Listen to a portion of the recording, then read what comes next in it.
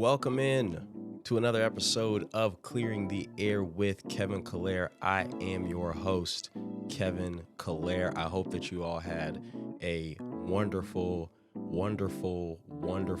weekend watching college sports. We had the women's game. We had the women's Final Four, which we will get into. We had the men's Final Four, which we will also get into. It's a good Final Four episode for you guys this week. Don't forget to make sure that you guys go and treat this as the best in sports talk content, which it is. Again, my name is Kevin Calipari. You can call me Kevo. My friends call me Kevo. I'll let you guys do that because we are friends. I want to welcome you guys once again. Welcome to the YouTube channel. Go subscribe wherever you get your podcasts. Go subscribe to the YouTube channel. Go like, go rate, go review. 5 stars only. You know, all the good stuff. I need to go ahead and apologize in advance for my voice. I have been feeling a little bit sick, a little under the weather, a lot of medicine. So I do apologize for if my voice sounds a bit like sickly. Hopefully over the next couple of days that will improve. And then of course, come Thursday's episode, that will be better. But yeah, you know, I like I said, this is one of these solo ones. I try not to keep these too long. I don't want to keep you here all day. I know you got stuff to do. I got stuff to do. So let's just jump right into it. I want to start with the talk of the town, right? The women's Final Four, women's sports. Just we've been talking a lot about it for the last couple weeks as far as pushing the women's game. And not just women's basketball, but women's sports in general, right? So pushing this agenda, and we've had generational players come through before. We have generational players now. We're finally getting some popularity for the sport of women's college basketball. And it all kind of came to a head, right? Last year, we had a whole bunch of momentum, and the conversation was, how do we keep this momentum? And I'm saying we, just as us, as a culture, as a basketball culture, as a sports culture, how do we keep that momentum for women's basketball, and then how do we turn that momentum into like momentum for women's sports? So it all kind of came to a head this past weekend. We had after the great weekend before, right, with Juju versus Paige Bueckers and Caitlin Clark versus Angel Reese, and South Carolina doing what South Carolina does, NC State pulling 2 upsets in the same weekend and going to the Final Four. We had the matchups of the South Carolina girls, who were undefeated, against the North Carolina State girls, who started the year unranked and ended up as a 3 seed and making it to the Final Four. They're always talented. They're always talented, but it's just a matter of just kind of how they're going to play. And on the other side, we had 2020's number 4 player in the class, Caitlin Clark, best player in the sport, against 2020's number 1 player in the class in Paige Bueckers, who, when they were freshmen, was the best player in the sport. She'd been battling injuries. So, and UConn's just a championship factory. So you know, you kind of, you know, it was you knew it was going to be great, right? So Iowa versus LSU broke records. I think it came in at like 12.3. And then Iowa UConn broke that record. As far as women, 12.3 million. But anyway, we'll get into all that. So we'll start with South Carolina and North Carolina State.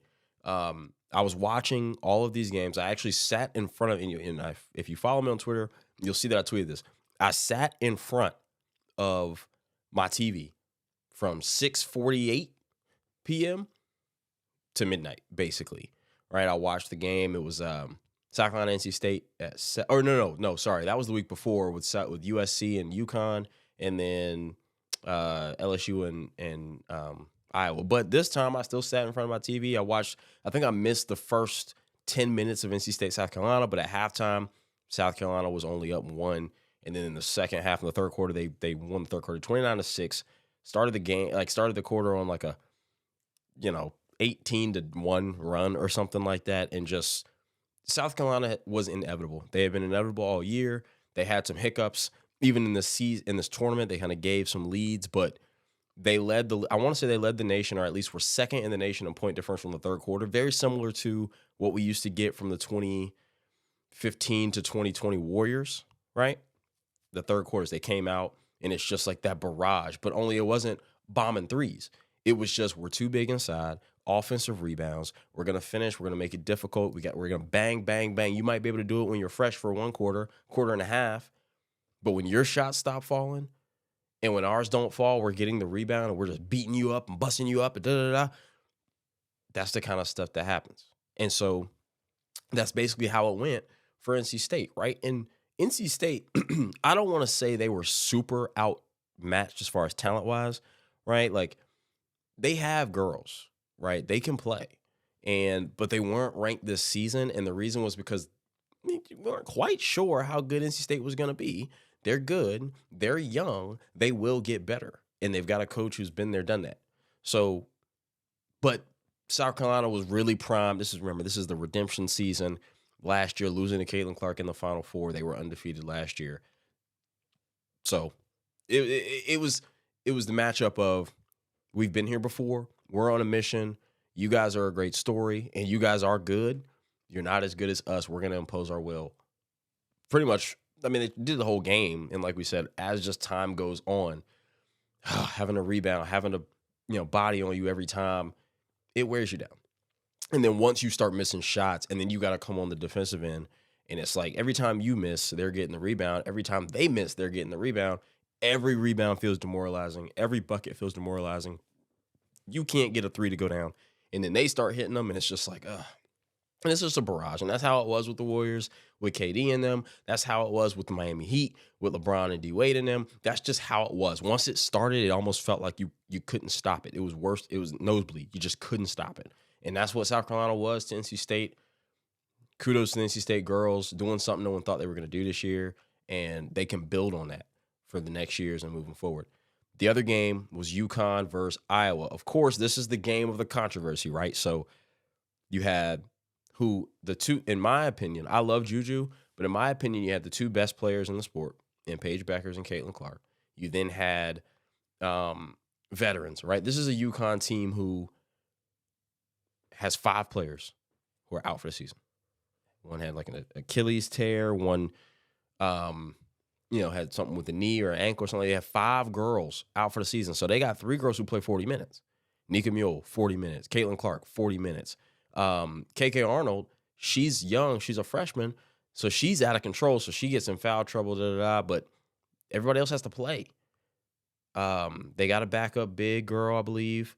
But she don't play that often. They got a freshman girl who's kind of, her role is kind of to be in the corner. But they start 2 true freshmen. And, they just kind of got to grind it out and just go with what they got. So them even getting to this point, they're getting to this point with 7 girls because they got 5 girls who are hurt, and they're relying on girls who they didn't expect to have to rely on this year. Next year, UConn is their year. Next year is their year. They were already getting to this point already they were kind of overmatched. I didn't think they were going to beat Iowa. They did not beat Iowa. They lost. Ended up losing by 2. Of course, I'm sitting here watching the game screaming because for whatever reason, Gino will not give Paige Bueckers the ball. I'm on Twitter like, yo, give her the ball, give her the ball. Then they're down 1 with the ball, 8 seconds left. They run a play. Nika Mule runs down the court, passes to Paige, who's posted up, who then hands it back off to Bueckers. She runs off of a crackback screen, moving screen on Aaliyah Edwards. Couple things about that. One, was it a moving screen? Yes. Do you call that moving screen at that moment in the game with less than 6 seconds left? I mean, part of me could say, okay, well, what's the point of having calls if you're only going to choose to call them in certain moments, right? An illegal screen being an illegal screen, it's not any more or less illegal, whether it happens in the first quarter or the fourth quarter. I get that.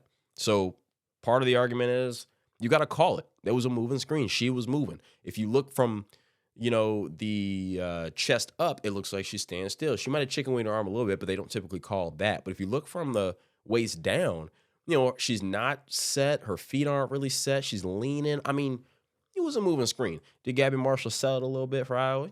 Maybe. It was a moving screen. Okay, but the second part about that is you've got 8.1 seconds left. It's a very complicated play. It requires a pass in bounds, a pass to Paige, a pass back, a screen to possibly another pass. That's a complicated play to run in 8 seconds. And while when it was opening up, it did work. It's kind of like sometimes you got to give your best player the ball. You got to put her in something that's going to be like they gave her the ball to make a read.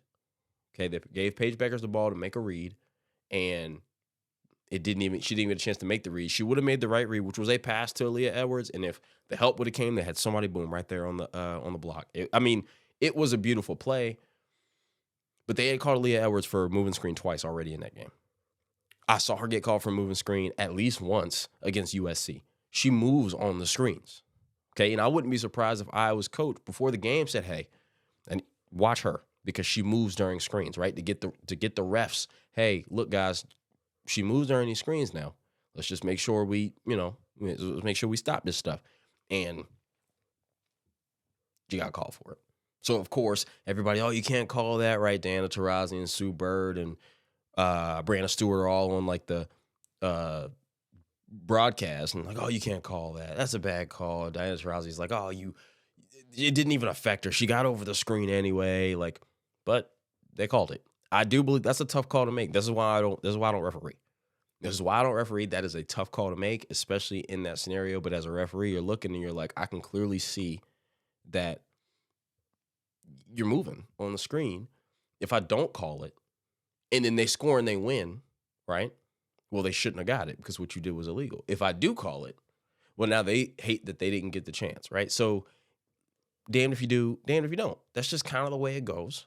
It didn't go UConn's way. But again, this was not UConn's year. This is very similar to what I told people about North Carolina. I'm a North Carolina Tar Heels fan. We lost in the Sweet 16 to Alabama. But I never thought that this North Carolina team was going to win the championship.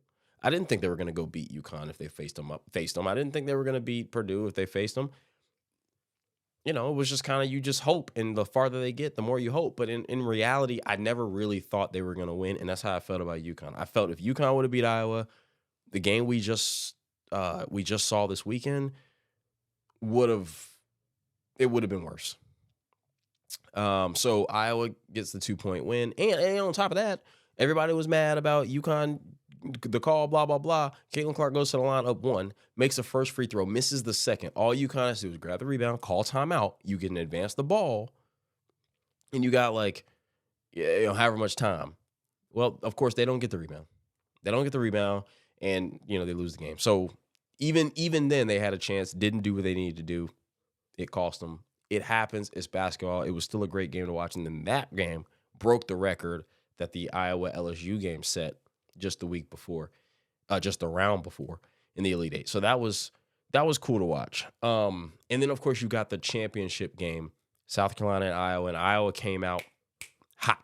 Boom, boom, boom. Caitlin had 18 points in the first quarter, went ahead and broke the record as far as NCAA tournament games for a career. And a great career it was for Caitlin Clark. But once again, like I said, South Carolina is inevitable. They just keep rebounding. They're playing defense. They didn't play defense on Clark the way Connecticut did, or UConn, but they still played good enough defense to where she wasn't just comfortable. I was able to get out on the run much better, and I didn't realize that South Carolina liked to run. I thought South Carolina wanted to slow the pace down. No, they want to run as well, and Camila Cardoso, man, just too much. Like I said, they're inevitable. It was just offensive rebounds. Shots don't fall for a little bit. You go from up 11, obviously you're down 3 at half, and you're like, what happened? Like, we shot well, we ran up and down the court, and we're up 3, right? And then when you get down 10, it's like, oh, God. And every missed shot hurts. Every missed shot is a backbreaker. Every missed shot makes you feel like the next one has to go in just that much more because the last one didn't. That's kind of just the way that stuff goes. South Carolina's deep. They play 9 girls. Iowa plays like 7, right? And then Gabby Marshall, Kate Martin, Caitlin Clark play 40 minutes. So, yeah, they play 7, but 3 of the girls don't come out anyway, so they're really only rotating the bigs. Hannah Stalky played great. She's a sophomore. She played great. She played great against UConn as well. She outplayed Aaliyah Edwards, who's supposed to go top 5, top 7 in the WNBA draft. She outplayed her in the Final Four, and she played really well. I didn't expect her to outplay Camila Cardoso, but she held her own. And it just came down to the depth, man. Like I said, they're inevitable. They're banging on you. They're rebounding. It's hard. It's hard. Anybody who's played basketball, I played basketball up until college, until I just got out of shape. It's tough when a team is bigger than you and like you start the game and you're hot when stuff starts to because eventually because basketball's a game of runs. Eventually, the threes you were making at the beginning, you don't make them forever. You don't make them forever, and so they got to the point where they weren't making the threes as much, while South Carolina was just 2 points. Oh, you missed the three, 2 points. Oh, you missed the three, 2 points, 2 points every single time. So it happens. It happens. It sucks. South Carolina ends up winning. I want to say they won by like 12, 87-75 or something like that. And the game was closer than that.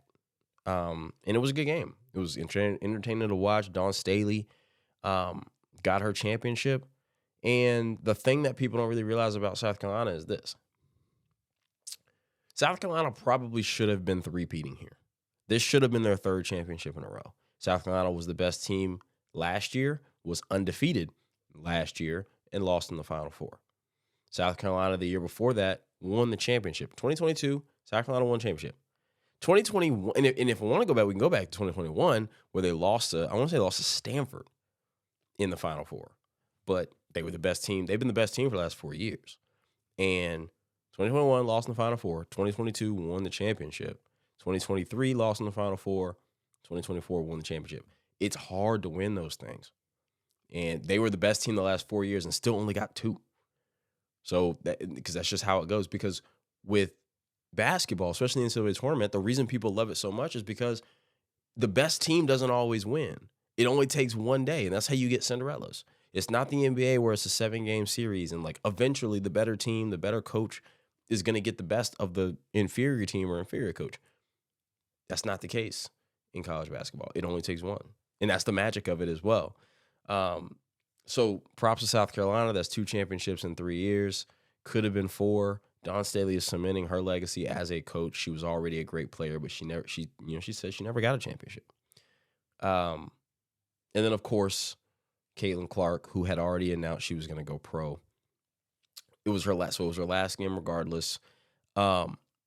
She stood there. I was impressed. You know, you expect to see people cry. I do know losing in your very last game when you know it's your last game is a little bit less, right? Like when you lose in the second round, oh, I didn't know it was already going to be over. So it hits you like a sudden. But you can kind of mentally prepare yourself like this is my last game no matter what. So you're not crying about it being your last game. You're more just upset about the loss, right? And she stood there and her teammates were breaking down and they were struggling to keep it together, and she was able to be strong. And she didn't really show any tears. I mean, you could see that she wanted to, but she stayed strong. She went to the podium. She answered all the questions. She wasn't short with nobody. She wasn't angry or bitter. She gave props to Dawn Staley, who gave props to her. And Caitlin Clark was aware of her impact. A lot of people sometimes either want to downplay or like they don't know, that they don't like really realize. And I don't even think she really realizes, but she understood the assignment. She understands who she is and how, one, she gives credit to her coaches and her teammates and how it's not just her, it's the whole Iowa team. She never uses I or me. She always says we, us, which I can commend. She's going to be a great pro. She's going to go number 1. I think the Indiana Fever have number 1, and they had number 1 last year, and their number 1 pick last year was Aaliyah Boston, who was on the South Carolina team that Caitlin Clark beat last year. So they're going to be teammates now. But yeah, man, it was great to watch Iowa basketball I won't say these last 2 years. I'll say last year in a tournament, right? Because I mean they did something special, and those girls should hold their heads up. They did great things, sold out all their stadiums, all that good stuff. And now we're to the point where we're having GOAT talk, right? So everybody kind of tried to talk about it before. Remember, Jay Williams said that stupid stuff, like she can't be counted in with one of the greats until she wins a championship. Like people try to like context is important, right? So Caitlin Clark doesn't have any other 5 stars, you know, and like UConn is a championship factory. UConn Breanna Stewart going to UConn and winning 4 championships and being the best player on 4 championship teams is impressive. Yes. We just talked about how hard it is to win. I just talked about with Dawn Staley how they were the best team the last 4 years, only got 2. So it's hard to win. I understand that, but also winning at UConn versus winning at Iowa, to me, is different. Just to me. So her not getting a championship doesn't hurt her. Maybe I won't elevate her all the way to the best of all time. Greatest of all time and best player I've ever seen can be different and coexist at the same time. Is Caitlin Clark the best player I've ever seen, like laid eyes on? Yes. I was too young for Candace Parker. I was too young for Diana Taurasi to really understand what was going on. I understand Caitlin Clark. Love Paige, but I'm going Caitlin Clark. I think Juju, she's only a freshman, but Juju could surpass her just that fast, right? In 2 years, 3 years, she could surpass her. So, but right now, Caitlin Clark is the best player I've ever seen. I loved Maya Moore, right? But when you talk about greatness, and maybe this is to Jay Williams' point, if I'm saying who's the greatest of all time, my GOAT, okay, well, now you're looking at Breanna Stewart, you're looking at Diana Taurasi, you're looking at Candace Parker, and you know, and girls like that. And so I got somebody actually asked me the question who my Mount Rushmore would be. For me, from like the impact that it's had on how much I watch women's sports and what things I, you know, piece together and what I remember here and how I connect it to here and da-da-da-da. My Mount Rushmore, if it was 4, I would say are Diana Taurasi, who forever my favorite college basketball player, Diana Taurasi, Breanna Stewart, and that's already 2 UConn. So part of me doesn't even want to put any more. Diana Taurasi, Breanna Stewart, Caitlin Clark, and then I would probably go Candace Parker. I'm sorry. Yeah, I would no, I would probably go Maya Moore. So 3 UConn girls, but Diana Taurasi, but the Diana Taurasi one is not even because of how many championships. It's just it's like I didn't know anything about women's basketball. The first name I knew when I first knew what that women's college basketball was a thing was Diana Taurasi. And I was so interested in watching her that it made me interested in watching stuff. And that's why I even know who UConn is. So I always give her the nod no matter what. So that's just where it is for me. Maya Moore, Diana Taurasi, Breanna Stewart. I can't ignore 4 championships in 4 years, and you're the best player every single time. And then Caitlin Clark. And Mount Rushmore always changes, man. Like I said, it could be 3 years from now, I could go back and be like, it's Juju. Right? And it's going to be hard because of what Caitlin Clark did for the women's game. It's about more than just who scored the most points, who had the most assists, most rebounds, all the records. It goes beyond that. It's about what you did culturally. And so I'll give Caitlin Clark the nod there. And I don't know if Juju will catch her from that standpoint, but maybe Juju wins the championship. And she breaks all the records that Caitlin Clark broke because I think that Juju as a freshman is doing more than Caitlin did as a freshman. I think. I don't know the numbers. Don't quote me on that one. But I think that's the case.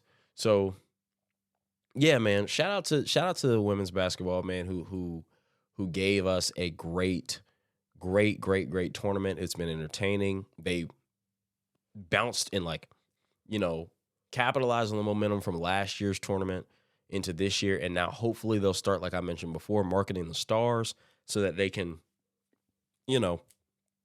have even more momentum moving forward. And the WNBA can build on the stars that were already made in college, and so on and so forth. So, Dawn Staley, salute to you. Caitlin Clark, salute to you. Paige Bueckers, salute to you. All of y'all, salute to y'all. Y'all are great. All of you girls who are making women's college basketball what it is. You're great. Elle Duncan and the crew on the doing the calls, on the commentary, in the pregame, postgame, halftime. Y'all killed it too. It was great. It was great. And I really appreciate that from y'all. Okay, making a quick transition from the women's college basketball tournament to the men's. Quite frankly, the men's tournament was a lot more entertaining this year than it was for me last year. I don't know what it was, but like I didn't watch the national championship game last year. I think it was UConn and San Diego State. A little bit about the um, the men's this year, I think, was just kind of honestly the women's. I have this like this weird feeling that like the women's like having so much success kind of helped the men's a little bit. You had storylines, right? Purdue was a 1 seed last year, lost to a 16 seed. Zach Edey was National Player of the Year, National Player of the Year again this year. 7-3 or 7-4 or whatever he is. He's huge. Um, then you had UConn, who's going for the repeat. They were a 4 seed last year, number 1 overall seed this year, betting favorite by far, as was like the South Carolina girls, betting favorite. And you had North Carolina trying to get back to the Final Four after 2 years ago's run. They were an 8 or a 9 seed. You had Arizona, who had Caleb Love, the transfer from North Carolina after a disappointing year last year. They were in the same bracket. They were the 1 and 2 seeds in that bracket. So, of course, there was that storyline, like we talked about, or like we'll talk about later with John Calipari.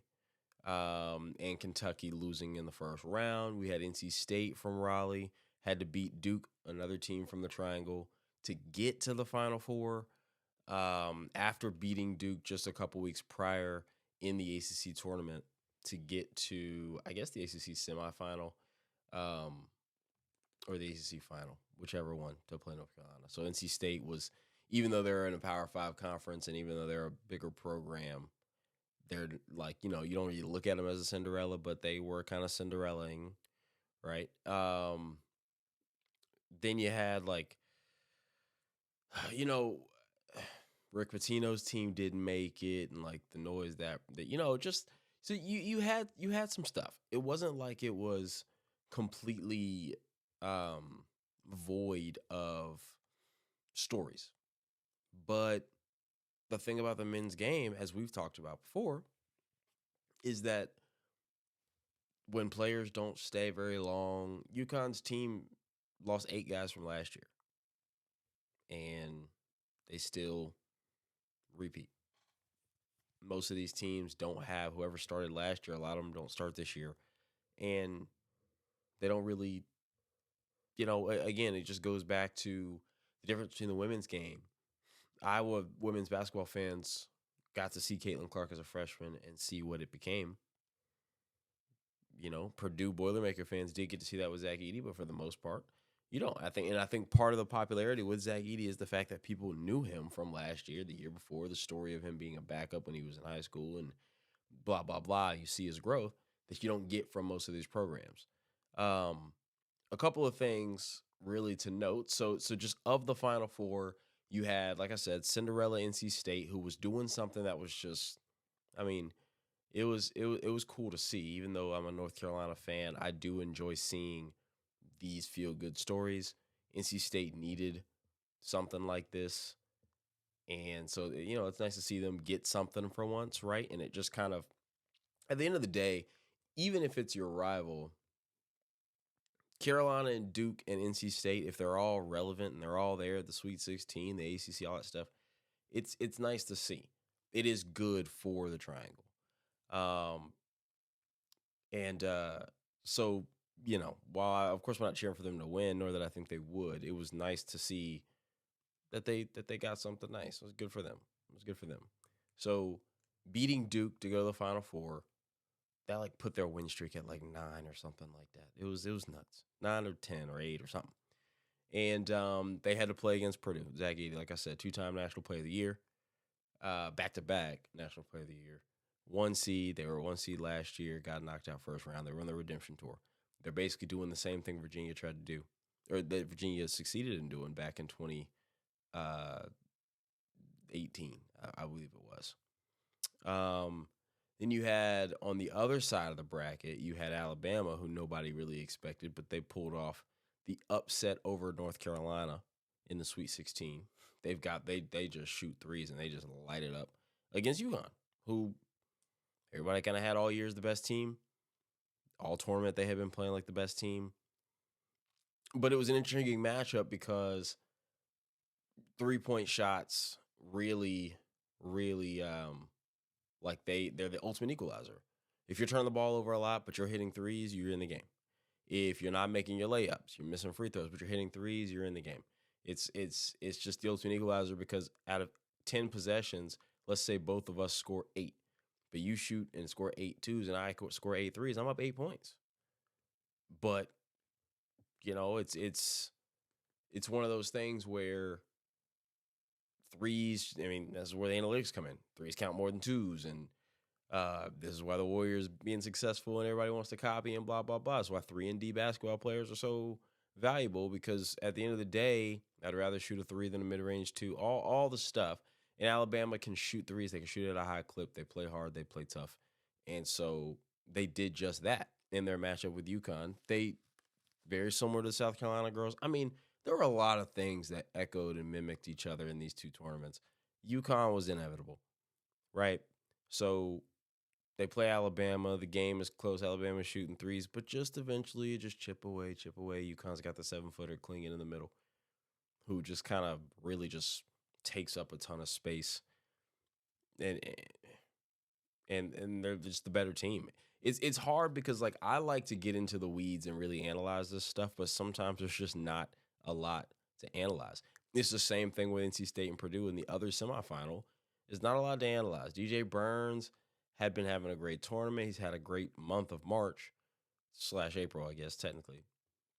But this shit, Zach Edey 7-4, right? Like, it's hard. It's hard to win these games. You wonder if some of it was a little bit of legs, not having enough in the tank, right? Because of the like how much NC State's had to play. You wonder if it's just talent, and you wonder if Purdue's a little more rested. Whatever the case is, it better team wins, and so you get UConn and Purdue. Now, that one I wanted to break down a little bit more. I thought it would be an intriguing matchup. You had the big man Edey. You had another big man.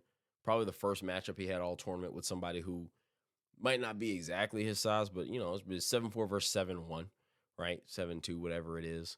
And I thought early they battled. I thought that it was a lot of banging early. It's hard to stay out of foul trouble against a guy like Edey. Edey seems very good with like his hands, and just like he's really crafty with maybe getting you in a compromising position before he even gets the ball. That makes it kind of look like you're fouling if you weren't. I saw a lot of times where arms would get tangled up, and Klingon was pleading with the refs like, guys, he's grabbing me. Edey loves the right hook, but the problem was, well, I won't say the problem, but the game plan for UConn was, okay, look, if he goes 1-on-1 and scores 35 points, that's fine, because if he only has 1 assist or 2 assists and Purdue's not making threes, they're not going to be able to score. So when the game ends and Purdue had 60 points and Edey had 37, game plan worked to a T. That was exactly what it was. We're not going to let Braden Smith or any of the other guys get going because Edey's only going to kill us with twos. All right, we'll just lock in, chip away. It never really felt like, while the game was close, right? 36-30 at halftime. While the game was always close, it never really felt like it was out of UConn's control. It always kind of felt like, all right, like UConn's up 6, but it just feels like 8. And UConn, all of a sudden, you look up, they're up 9.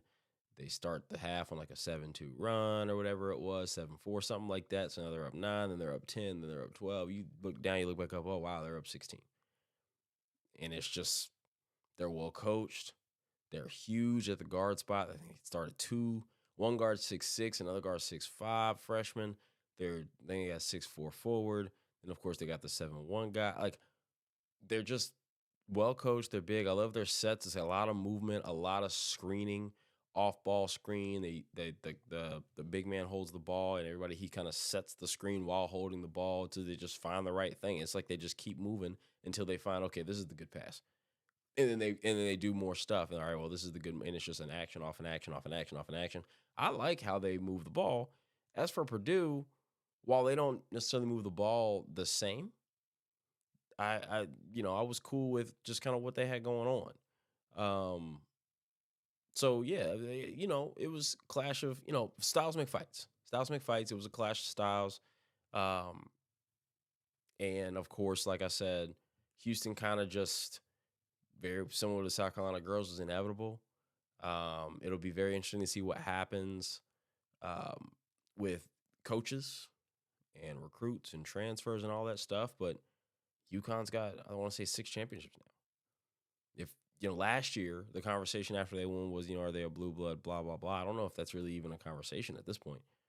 They're definitely, if you're gonna, because I guess the question is who are the blue bloods, right? North Carolina, Duke, Kansas, Kentucky. But I want to say that like Indiana, because of their history, is supposed to be, because blue blood isn't just about like, oh, because they wear the color blue. Like it works for those 4 programs I just named. But then like Indiana, I think was a blue blood, and now like UConn. I mean, they got a lot of championships. Just in my day and age, I saw Calhoun win one. I saw Kevin Ollie win one. I've seen Dan Hurley win 2, and I feel like somebody else won one, but that might have been Villanova, maybe, who I'm thinking of, Jay Wright. But that's at least 4. I mean, is UConn a blue blood? Can you look at you? I mean, you obviously can't compare them to, um, like Duke, but or I'm sorry, you obviously can't compare them to like I don't know. Like I feel like maybe they're a blue blood of this generation of the last 20 years or so. I don't know if I'd call them a all time blue blood, but I mean, again, what's the metric? If the metric is just wins, whether they did it in the last 20 years or did it in the previous 80, right? What's Indiana done in the last 20 years? What's like I mentioned earlier, I thought Bill Self was a little overrated, but he's got 2. He's got 2 chips. Was Carolina done? I mean, Kentucky done? They got 1 in 2012.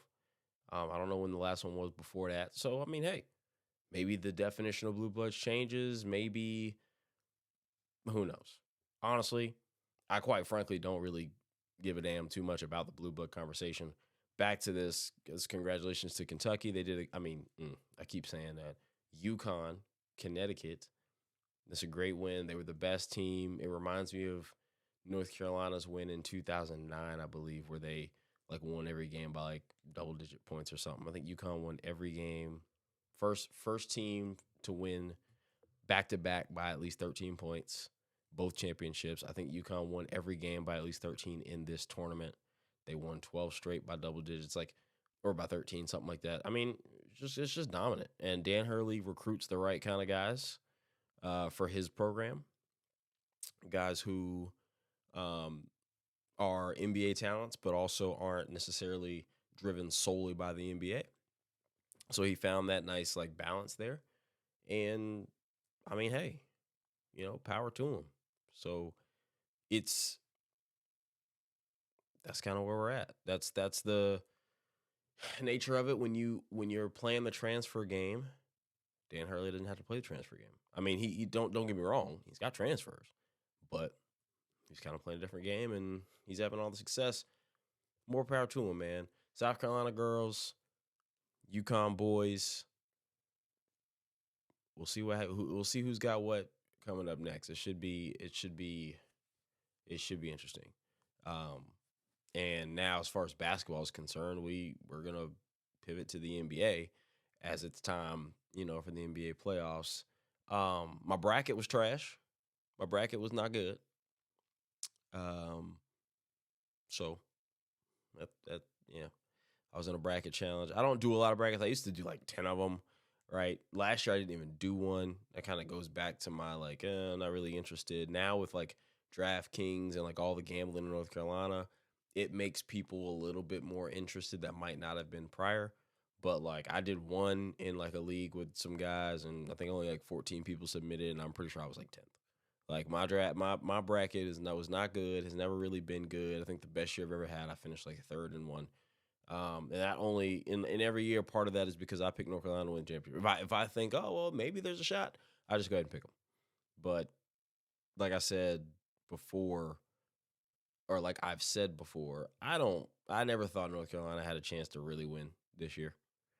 Um, Not with UConn, not with Purdue, not even with Arizona, Tennessee's. Like those were good teams. I think they were better teams. But like I said, March Madness, better team to have to win. You just gotta have enough talent. Carolina's got enough talent, and so you just pick them. But when they lose in the Sweet 16, that kind of kills your bracket there. So whatever. March Madness, it was cool. Interested to see if the men's tournament breaks the 18.3. I think last year's tournament, UConn and San Diego State did 14.9 million viewers. So we'll see what the men's does. I know the girls, came in at 18.7, I believe, which is nuts.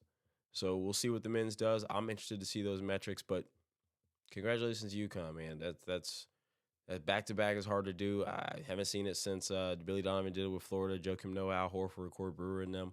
So kudos to them, man. That's and it's good basketball. It's not hard to watch. It was good basketball. They did the damn thing. All right. Last thing before we go ahead and get out of here. Let's go ahead and discuss the breaking news from Monday, which was John Calipari leaving Kentucky to go to Arkansas. I'm not going to spend a ton of time on this because we talked about this a couple weeks ago, in the fact that he's going to have to figure something out with the game, the college basketball game, or it's going to surpass him. When they lost to Oakland early in the tournament, round 1 to be exact. And he, bunch of freshmen and all that stuff. So I am a full-on, anyone who knows me knows that I personally believe that John Calipari was a bit overrated. I was always kind of one who was a Roy Williams over Calipari. Obviously, everybody was Coach K over everybody, but Tom Izzo over Calipari. I thought John Calipari and Bill Self were two guys who were overrated. And Bill Self then went and beat North Carolina, won another championship. And, when you win multiple, then you kind of get solidified a little bit. Like I said before, John Calipari he wins a lot. He wins a lot of games. And a lot of his players go pro. And so if you're looking to build a program to get players pro, if you're looking to build a factory to get players to go pro, then John Calipari is the coach you need. If you're looking to win championships, that's something that may happen because you get a lot of talent, but that's not something that is a guarantee, right? That's not the number one goal. And I think that for a school like Kentucky, now that they kind of realize what the steez is, even though he said it before, but they didn't really listen. And he was at Memphis. He was able to get talent. And they were like, yo, come on from Memphis. And the reason why they're doing this is not because they're thinking, okay, well, if we get talent, we can win championships. Well, John Calipari is someone who is selling to these kids, I'll get you to the league. Well, Kentucky, who's got the prestige and history of Adolph Rupp, their arena is Rupp Arena. I don't think that Kentucky's down with that. Okay, because at the end of the day, my school boosters don't fund the things my school wants to do based on how many players we have in the league. My school boosters want to see us win. They want to make sure their money is going to something other than these kids then going to the NBA where that money's not going to show any kind of dividends at all. Would you rather be a school that, UConn, if they win, UConn has a chance to already have more rings than Calipari in 2 years. Villanova has more. Jay Wright has more than Calipari. He did in a 3-year span. Tony Bennett has already as much. Would you rather be a school that has 5 championships in 20 years or a school that has 20 players in 5 years? Well, if you have no championships, then what good does it do? Because at the end of the day, when you're a Kentucky fan, once those players go, you don't take pride in, well, we had such and such. If the Los Angeles Lakers never win another championship with LeBron, are they going to be happy? Let's say he plays 8 years with the Lakers. Are they going to be happy that they got one championship with LeBron? Maybe. But if they didn't get any, they wouldn't be okay with like, oh well, but he played for us though. No, no, that's not how it goes, and that's just kind of the same thing with Kentucky. And so I think that this was bound to happen. I mean, we were hearing the whispers, and I think that so we were hearing the whispers, and then basically, the buyout was going to be like $33 million. It was going to be a lot of money. We knew 2 weeks ago he met with the AD to figure out how to turn the program around, and I think at that point was when it was like, hey, John, look, man, something's got to change. If you're not really looking to make something change, then we can go a different direction. We won't fire you. You can go look for another job if you want. Of course, for him, he's going to a school in Arkansas that's not necessarily known as a basketball school. Maybe not even known as a football. I don't really know what they're known for, but I do know that their standard of winning is not the same. You can't go to a blue blood and not win, right? Because they don't care how much NBA talent you produce. All that does is make you more mad when you realize we have how many NBA players and you did what with that? Arkansas is not on that time. Arkansas is going to be happy to be a top 4 or 5 seed every year. Even in John Calipari's down years with Kentucky, Arkansas is going to be fine with that. And he has a chance to stay in the SEC and maybe stick it to Kentucky. The question is, right? He was always able to get stars. I cannot remember where he was at. Let me look this up. I want to know where John Calipari was at before Memphis. But he was always able to get stars. The stars was not the problem. He was always able to get at least one. But I don't recall him getting more than one. Oh, he's at UMass. That's right. Before going to the pros. I don't recall him getting more than like one until he got to Kentucky, where he's getting 5. You know what I'm saying? Like, he might have got more than one, but you get my point. Going from, he's got the top recruiting class because he's got numbers 1, 2, 6, 7, and 9 in the recruiting class. That wasn't happening until he came to Kentucky. So I'm curious if players who are good really are willing to come to Arkansas for the sake of going pro, and maybe they are, but that'll be interesting to see if some of the Kentucky blue blood brand helped his recruiting or not. Because, I mean, if John Shire didn't just, he's coming out here with these recruiting classes for Duke, he wouldn't just be doing that if he was at Pitt, like Duke's other assistant coach, right? There's a reason why, he's able to he got the Duke job. Pitt's other assistant, who I think they were saying was supposed to be next in line or whatever, he went to Pitt. He's not getting Cooper Flag. Duke has a lot to do with that. Hubert Davis, if he's at wherever, he's not getting, he might not get Elliott Cadeau. North Carolina has that prestige has a lot to do with that. And so I'm curious how this is going to go, because, for Cal, it's kind of the perfect move. Winning is not necessarily, relevancy is more important to some programs than winning, just purely off of the fact that, like, if they're not normally relevant, that helps. And again, if you're able to get talent, sometimes lightning's going to strike. You catch lightning in a bottle and you go to a Final Four or this, that, and the third, and you're right back there and you can coach. Ain't nobody saying you can't coach, right? So you can always get lucky. What I tell y'all, the magic of the NCAA tournament is the best team doesn't have to win. The most talented team doesn't always win. That's just the great thing about sports in general. But the best team doesn't have to win. So if you're John Calipari, I mean, why not, right? Like, if it didn't go well next year, and who knows, I don't know what their recruiting class looked like, whatever. If it didn't go well next year, he very well could have been out of there. So it's like, let's go ahead and get out ahead. Bill Belichick, cut him a year too early as opposed to a year too late. And that's what he did. So we'll see how it goes. I'm very curious what this means for Kentucky for the next few years. I'm very curious who they go for. Of course, UConn's head coach, best coach on the market right now, because I think Jay Wright's retired. And we'll see. And that is going to do it for this episode. Like I said, I tried to keep it short. I went a little bit long with the women's, but that's okay. Make sure that you guys go subscribe to the YouTube channel, like, subscribe, rate it, review it, comment, do all that stuff. It's a community. Clearing the Air with Kevin Calipari. Go follow me on all the tweets. Go find your podcast. Go find the podcast wherever you get your podcast, Apple Podcasts, Spotify, all that good stuff. Brought to you by nothing. Me. We're not doing no ads yet. It's all just me. So, let me know what you guys think. Appreciate you guys tuning in. I'll see you guys in a couple days. Peace.